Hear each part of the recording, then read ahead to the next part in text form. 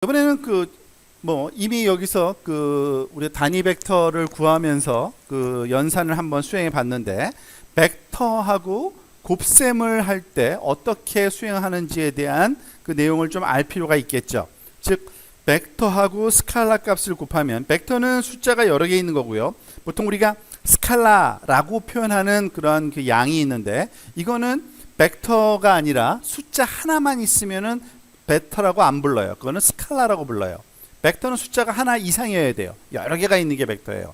즉 숫자 하나만을 우리가 보통은 실수 하나를 우리가 스칼라라고 부르는데, 임의의 벡터에다가 이런 스칼라 값을 곱하는 이런 수식을 우리가 사용할 때가 있는데요. 방금 전에 봤듯이 어떤 벡터에다가 숫자 하나 5분의 1이라는 값을 곱해 준 것처럼, 마찬가지로 이와 같은 그 x라는 벡터에다가 우리가 a라는 스칼라, 보통 그 굵은 활자가 아닌 걸로 쓰면은 스칼라를 표현하는 겁니다. 그 선형대수에서는 지금 보면은 y는 a 곱하기 x, 무슨 말이냐면은 이런 x라는 벡터에다가 a라는 스칼라를 곱해 줬을 때의 연산인데, 실질적인 계산은 어떻게 해요? 하나하나에다가 다 그냥 곱해 주면 돼요.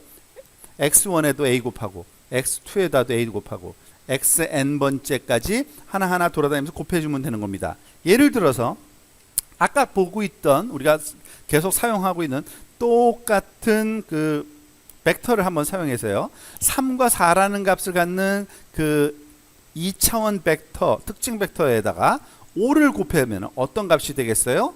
3에다가 5를 곱해주고 4에다가 5를 곱해줘야 되니까 결과값은 15와 20을 컴포넌트로 갖는 그런 벡터가 값이 되겠죠. 자, 그러면 벡터하고 숫자 하나 곱하는 건 너무 단순해 보여서 이제 알겠는데, 벡터하고의 곱하는 건 도대체 어떤 곱셈일까라고 약간 좀 애매한 또 생각이 또 들 겁니다.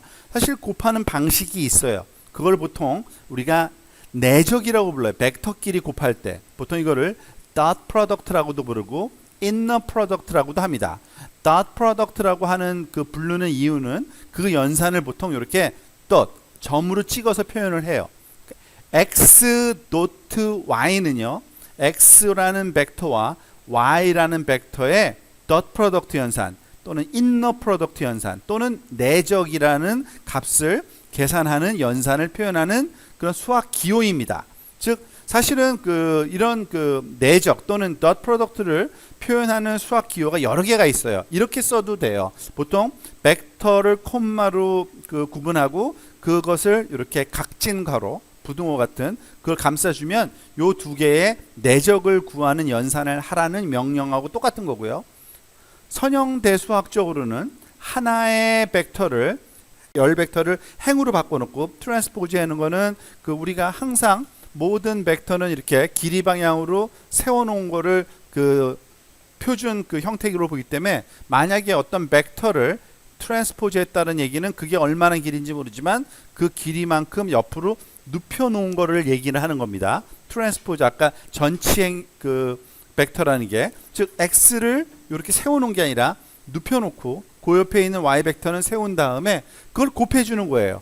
그게 결국에는 dot product랑 똑같은 연산이 됩니다. 그렇게 되면 실질적으로 우리가 수행해야 될 계산은 바로 요거예요. 사실은 즉 그 컴포넌트별로 하나씩 다 곱해주는 겁니다. 즉 첫 번째 x와 첫 번째 y, 두 번째 x와 두 번째 y를 곱해서 그거를 다 더해준 게, 결국에는 다 더해주면 숫자를 곱하고 더하면은 숫자 하나만 나오죠. 그게 바로 그 내적 또는 dot product에 해당되는 값입니다. 그래서 이거는 내적이라는 것은 한자로 inner, 안쪽에 있는 그러한 프로덕트다라는 의미로 내적을 쓰는 거고요. 그 내적 결과는요, 벡터의 연산 결과는 항상 실수값 하나만 나와야 돼요. 내적 값은. 아시겠죠? 자, 예를 들어서 지금 요 밑에 있는 example을 먼저 볼까요? 요 위에 있는 설명보다는. 지금 보면 3, 4라는 크기의 벡터, 그러니까 숫자를 갖는 벡터와 5, 6이라는 벡터 y가 있는데, 요 두 개의 내적을 여러분이 한번 계산을 한번 해보십시오. 이것도 대충 암산으로 되겠죠?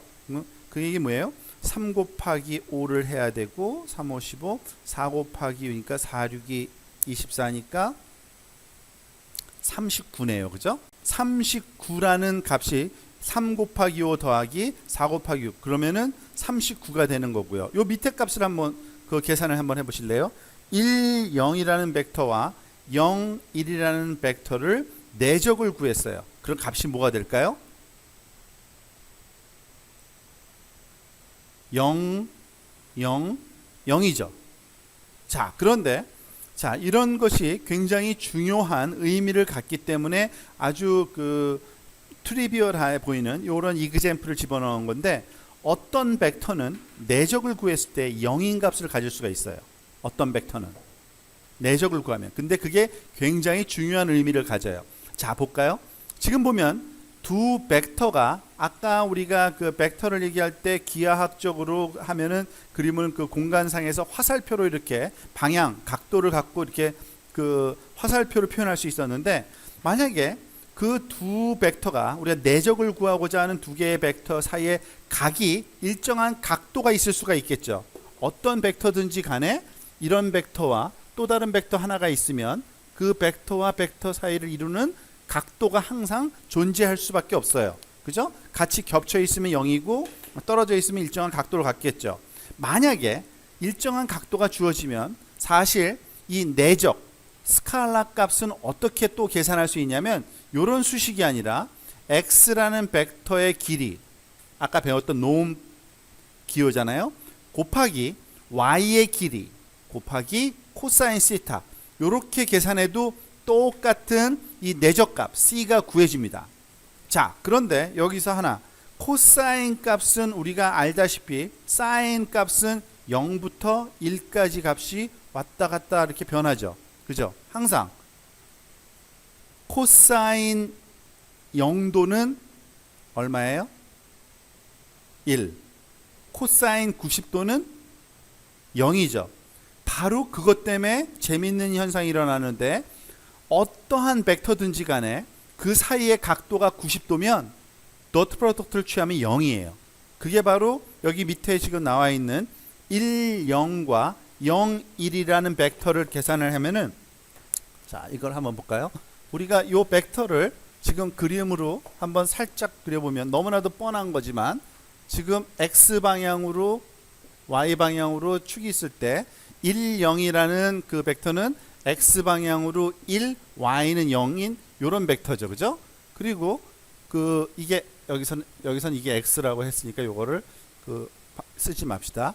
y라는 그 벡터는 0이고 1이니까 요렇게 바로 y라는 벡터로 지금 0, 1 이렇게 돼 있고요. 얘는 1, 0 이렇게 돼 있습니다. 요 두 벡터가 이루는 각도는 얼마예요? 우리가 잘 알다시피 상식적으로 축에 해당되니까 90도죠. 90도. 90도는 코사인 그 90도를 구하면 얼마의 값이라 그랬죠? 0이라 그랬죠. 그러니까 x라는 벡터의 길이가 여기 1일 거고 y라는 벡터의 길이도 1일 거지만 1 곱하기 1을 하더라도 여기 코사인 그 세타에 해당되는 값이 0이라는 값이 들어오기 때문에 결국에는 0이 될 수밖에 없다. 그리고 이거는 아주 재밌고 특이한 그런 그 성질인데, 모든 벡터 값을 우리가 내적을 구했을 때 0이라는 경우면은 그 결과는 이 두 개의 벡터가 90도 직각으로 있다는 걸 얘기해주는 아주 중요한 성질이고, 선형대수학에서는 그 성질을 아주 자주 사용하고 거기에서 오는 그런 그 우리한테 주는 그 이점들이 굉장히 많습니다. 앞으로는 그 내용들이 이제 자주 이제 활용될 거니까 여러분들이 그걸 잘 기억하고 계시길 바랍니다.